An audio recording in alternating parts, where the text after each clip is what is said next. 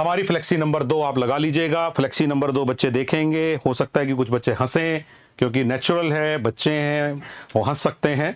अब हम इसको एक्सप्लेन करना शुरू करेंगे और मैं आपको ये कहूंगा कि इसके अंदर 5 बड़े मैसेज हैं। प्लीज इसको माइंड करिएगा मेरी बात को। 5 सिग्नल्स, 5 बातें मैं इसमें बताऊंगा। आप कृपया करके नोट कर लीजिए, लिख लीजिए, कहीं पे ध्यान कर लीजिए, ये बहुत जरूरी है और उसको मैं बताना शुरू कर रहा हूं। एक्सपर्ट्स ने पूरी दुनिया में ये माना है कि जो विकृत मानसिकता के लोग हैं, जो बच्चों के साथ कोई गलत हरकत करना चाहते हैं, नॉर्मली वो बच्चे के शरीर में 4 पार्ट्स पे ज्यादा टच करने का प्रयास करते हैं। और आप भी सब समझदार लोग हैं, आप भी जान सकते हैं कि कौन से शरीर के 4 ऐसे भाग हैं। अगर बच्चे को यह सिखा दिया जाए कि कोई अंकल आंटी भैया दीदी अगर जबरदस्ती आपको बार बार वहां टच कर रहे हैं, बात करते समय बार बार इन अंगों पे टच कर रहे हैं, तो देयर इज समथिंग रॉन्ग। आपके दिमाग में सिग्नल आना चाहिए, चेतावनी का सिग्नल आना चाहिए। वो कौन से 4 पार्ट हैं? नंबर 1 होठों पर यानी कि लिप्स, छाती पर यानी कि चेस्ट, आगे की तरफ दोनों पैरों के बीच में हमारे प्राइवेट पार्ट और पीछे की तरफ कमर के नीचे हमारे बॉटम्स। अगर ये 4 पार्ट हम बताएंगे बच्चों को, डेफिनेटली बच्चे एक बार सोचेंगे, लेकिन फिर आप बात को रिपीट करिए। एक टीचर की, एक मां बाप की तरह जिम्मेदारी होती है और हमें इन बातों को बताने का कोई अल्टरनेट नहीं ढूंढना है, क्योंकि अल्टरनेट ढूंढने के कारण ही ये ज्ञान बच्चों तक नहीं पहुंचा है। तो होठों पर, छाती पर, हमारे पैरों के बीच में, हमारे आगे प्राइवेट पार्ट पर और हमारी कमर के नीचे अगर कोई अंकल आंटी भैया दीदी हमें बार बार टच करके हमसे बात कर रहे हैं, तो सिग्नल नंबर 1 है, बिना कारण कोई हमें इन 4 भागों में टच नहीं कर सकता है। आजकल के मॉडर्न माँ बाप अपने बच्चों को इसमें ट्रेंड करते हैं, मैं बहुत सारे एग्जाम्पल देखता हूं। और अगर कोई आके बच्चों के इन जगहों पे हाथ लगाता है तो बच्चे तुरंत चिल्ला उठते हैं, अंकल यहां हाथ मत लगाइए।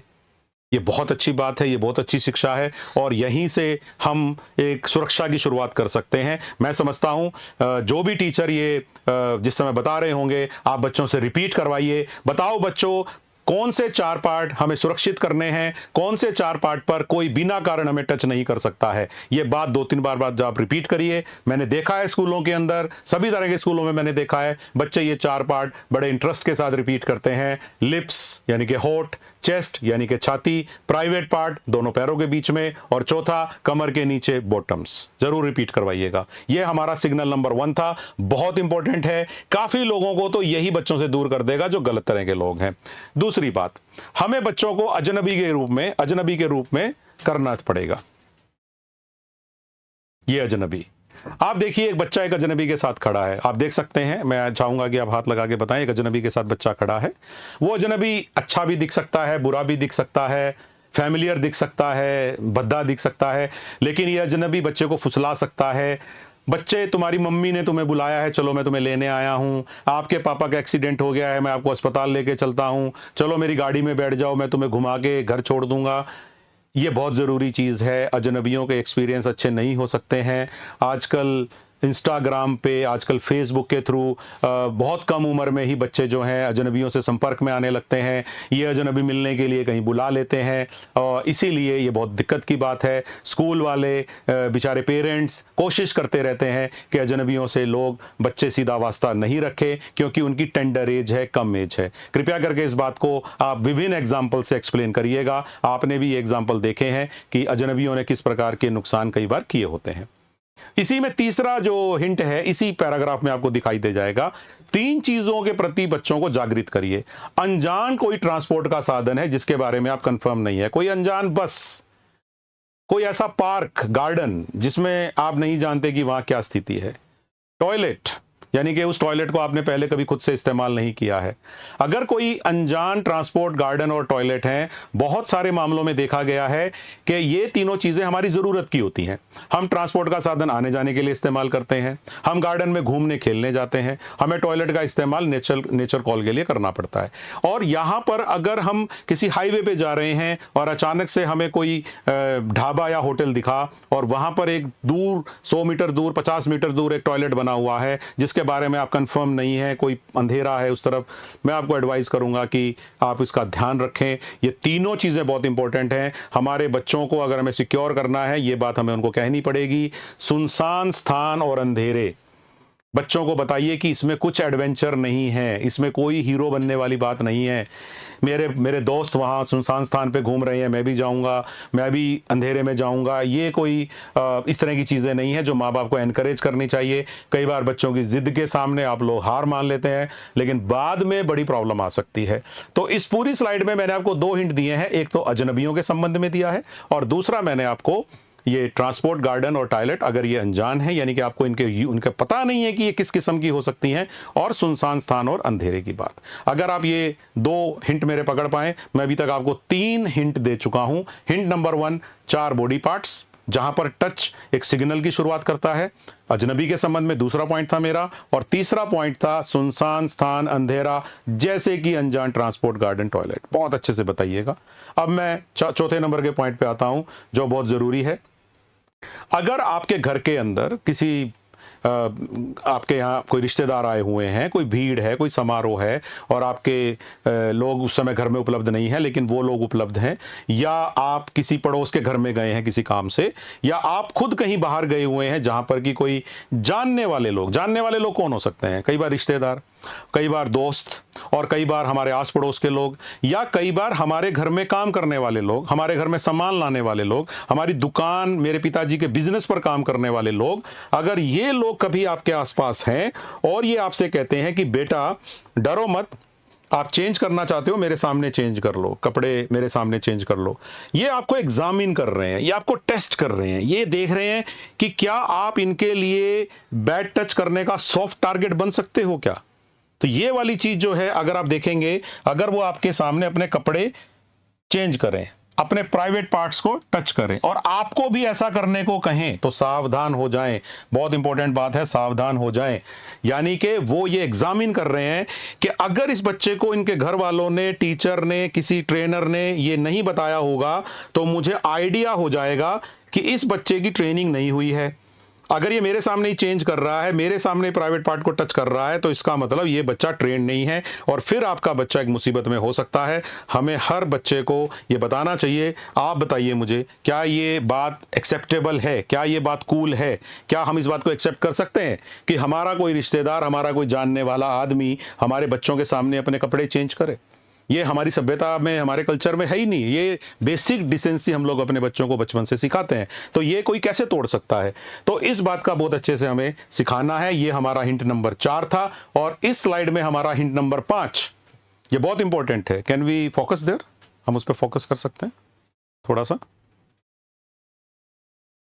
अगर कोई आपको गंदी तस्वीर, वीडियो, मैसेज, है ना, फोन या लैपटॉप के जरिए आपको दिखाता है या भेजता है, तो ये बुरा स्पर्श है।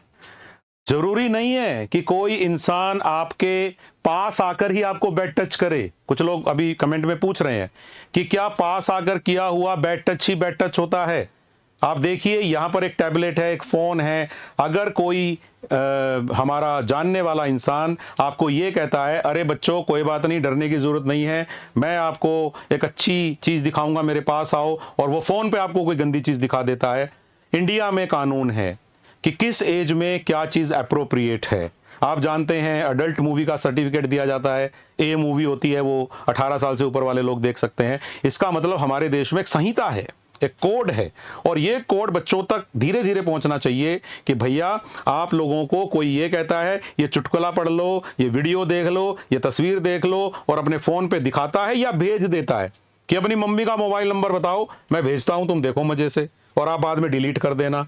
हमें बच्चों को बताना पड़ेगा कि इस तरह के लोग फ्यूचर में ब्लैकमेलिंग कर सकते हैं। ना तो हमें किसी के मोबाइल या लैपटॉप पर ये चीज जाके देखनी है कि भैया देखें हम, और ना ही हमें किसी को भेजना अलाउड करना है, because this is not cool. ये बिल्कुल भी सही व्यवस्था नहीं है। मुझे पूरा विश्वास है कि ये 5 टिप्स जो हैं आप लोगों को बहुत अच्छे से याद हो गई होंगी, और आप करीबन 15 से 20 मिनट के अंदर ये बात अपने स्कूल के बच्चों को, या जहां कहीं भी आप सेशन लेने जाएंगे, आप उनको जरूर बताएं। मैं 5 टिप को रिपीट कर रहा हूं। ये फ्लेक्सी सीट बच्चों को दिखाई जानी चाहिए। ऐसा मत कर दीजिएगा कि सेशन लेते समय ये फ्लेक्सी कमरे के किसी एक कोने में रहे और बच्चों को वो ना हो। आप सोच के देखिए, आप जब ये सारी बात उनको एक्सप्लेन कर रहे हैं अगर बच्चे इन चीजों को रूबरू तस्वीर में देखेंगे, उनके दिमाग पर, उनकी साइकोलॉजी पर यह चीज छप जाएगी, जो हमारा सबसे मेन टारगेट है। तो कौन से 4 पार्ट्स के जरिए हमें सिग्नल मिलेगा? अजनबी, अनजान ट्रांसपोर्ट, गार्डन, टॉयलेट एंड सुनसान स्थान और अंधेरे, ये तीसरी हिंट थी। और अगर कोई हमारे जानने वाला व्यक्ति हमारे सामने कपड़े चेंज करे, प्राइवेट पार्ट्स को हाथ लगाए, हमें ऐसा करने को कहे, ये हमारा टेस्ट ले रहा है और इस टेस्ट में हमें उसको फेल करना है, खुद फेल नहीं होना है बच्चों, ये बताना पड़ेगा। और 5वां हिंट बहुत इंपॉर्टेंट था, डिजिटल बैड टच। मैं इसको बोलूं तो the word is digital bad touch. क्या ये डिजिटल बैड टच है? बिल्कुल ये डिजिटल बैड टच है, क्योंकि हमें एज अप्रोप्रिएट मटेरियल बच्चों को दिखाना था, लेकिन बच्चे की मानसिकता का फायदा उठा के, उसकी कम एज का फायदा उठा के अगर डिजिटली बैड टच किया जा रहा है कंप्यूटर पे, लैपटॉप पे, फोन पे, तो ये भी बच्चे को सिखाइए। आजकल बहुत सारे लोग ये बोल देते हैं बच्चों को, अरे ये तो चलता है।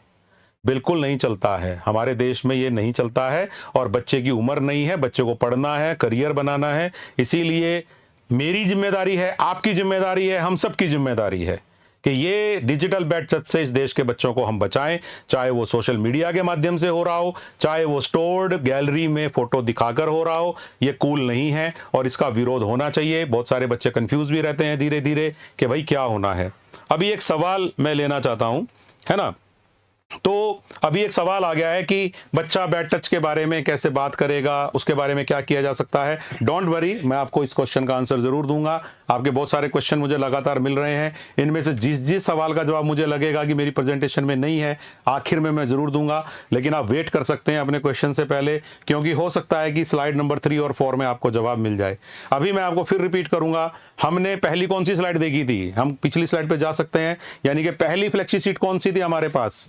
हमारी पहली फ्लेक्सी सीट थी अच्छा और सुरक्षित स्पर्श क्या है। हमने 5 मिनट में बच्चों को ये एक्सप्लेन किया था। मैं फिर रिवीजन कर रहा हूं, पहले 5 मिनट कुछ नहीं, कोई फ्लेक्सी सीट नहीं दिखाई, बच्चों के साथ रिश्ता बनाया, उनके साथ फ्रेंडली बात की।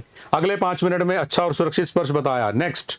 और फिर 20 मिनट में हमने ये बुरा और असुरक्षित स्पर्श क्या होता है इसके बारे में बच्चों को बताया।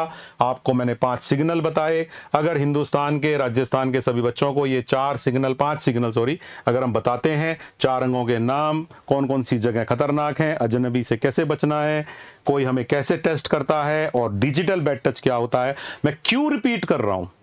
मैं अभी भी आपने देखा होगा, मैंने 3 बार रिपीट कर दिया उसी बात को, क्योंकि जो बच्चे हैं वो 4 साल, 5 साल, 10 साल, मतलब 12-13 साल तक के बच्चे होते हैं 9वीं 8वीं 9वीं में। तो 4 साल से 12-13 साल के बच्चे का जो ग्रुप है, अगर उसको घर में इस तरह की चीजें देखने में नहीं आई हैं और कोई व्यक्ति उनको बेवकूफ बना के ये सब काम करने की कोशिश कर रहा है, तो उसके दिमाग पे हमें इस बात को छापना पड़ेगा। बच्चे का दिमाग शार्प है, स्मार्ट है। अगर वो ये बातें आपसे सीख लेगा और धीरे धीरे आप उसको एग्जाम्पल के साथ ये सारी बातें बता देंगे, तो विश्वास मानिए अनेकों बच्चों को हम बचा सकते हैं। मान लीजिए हमने 50 से 60 लाख बच्चों को ट्रेन कर दिया 26 अगस्त के दिन, तो मान के चलिए कि 20-30 लाख बच्चे तो उसी दिन इमीडिएटली सेफ हो गए। कुछ बच्चे ये फील करेंगे कि शायद उन्होंने पिछले दिनों में, पिछले सालों में ऐसा कभी फेस किया था, तो वो आगे के लिए सावधान हो जाएंगे। तो कुल मिला के अच्छाई का दायरा बढ़ेगा और बुरे टच का दायरा घटेगा। बुरे स्पर्श से डरना नहीं है, बल्कि मुकाबला करना है। ये हमारा की मैसेज बच्चों तक पहुंचाना है, ये बहुत जरूरी है। डरना नहीं है और हमें मुकाबला करना है, ये बहुत ज़रूरी है। ये बात मैं कहना चाहूँगा। मुझे लगता है कि आपको रट गई होगी, जिन टीचर्स ने मेरी बात को सुना होगा।